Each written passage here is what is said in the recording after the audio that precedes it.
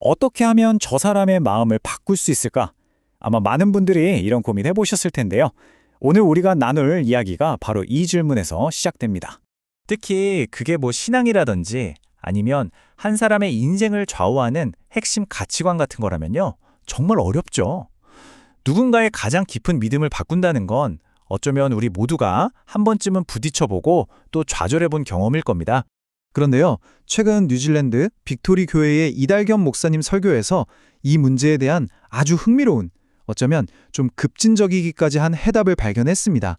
뭐냐면 우리의 목표가 상대를 바꾸는 설득이 아니라 완전히 다른 차원의 개념인 선포에 있다는 거예요. 설득과 선포, 이 둘은 완전히 다릅니다. 자, 설득에는 한계가 있고 그래서 우리는 책임의 방향을 바꿔야 한다. 이게 대체 무슨 뜻일까요?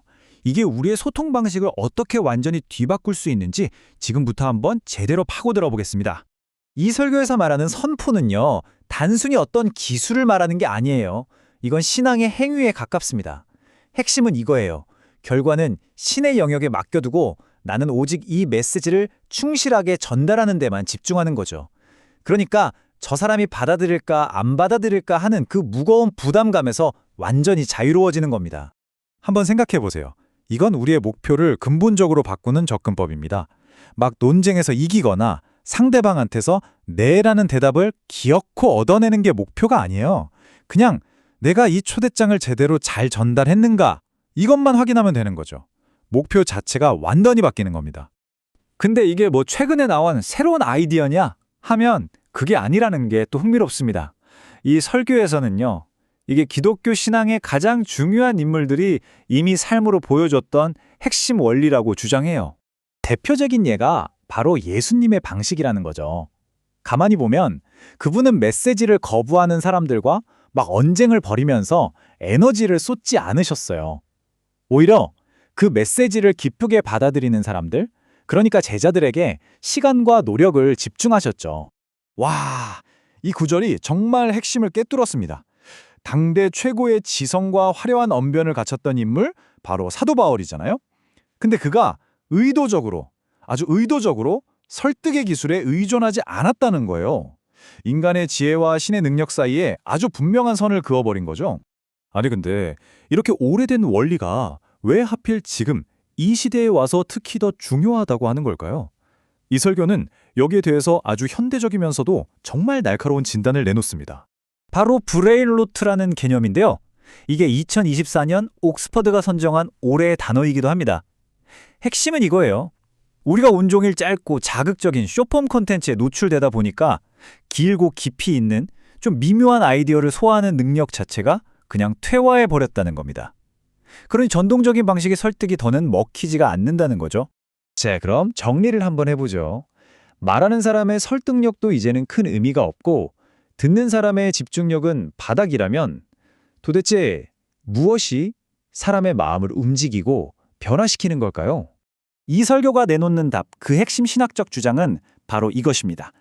한 사람의 마음이 변하고 믿음이 생기는 건 우리가 완벽하게 짜놓은 논리의 결과가 아니라는 거예요.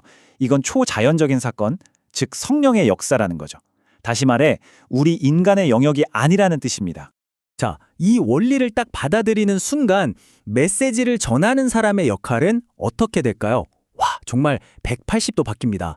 완전히 새롭게 정의되는 거죠. 더 이상 어떻게든 계약을 성사시켜야 한다는 압박감에 시달리는 영업사원이 아니게 되는 겁니다. 그 대신에 그냥 충실하게 초대장을 전달하는 메신저가 되는 거죠.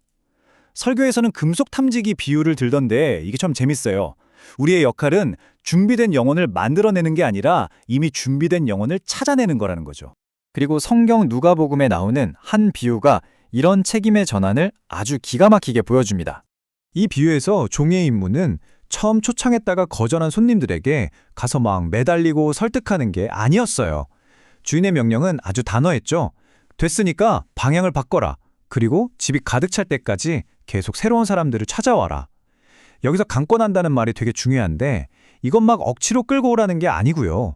내가 감히 저런 자리에 가도 될까? 망설이는 사람들, 자격이 없다고 느끼는 이들을 향한 사랑 가득한 간곡한 권유를 뜻한다고 합니다. 자, 이제 이 모든 이야기의 마지막 퍼즐 조각이 남았습니다. 그리고 이 설교의 결론이기도 한 아주 강력한 한 단어가 등장합니다.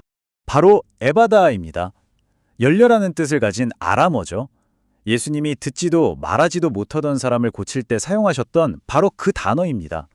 이건 인간의 그 어떤 설득과 노력으로도 이룰 수 없는 신적인 열림 그 자체를 상징하는 겁니다. 결국 이 모든 이야기는 우리에게 하나의 질문을 던집니다.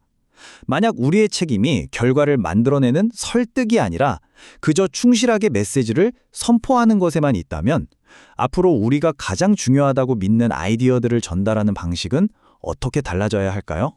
한번 깊이 생각해 보시면 좋겠습니다.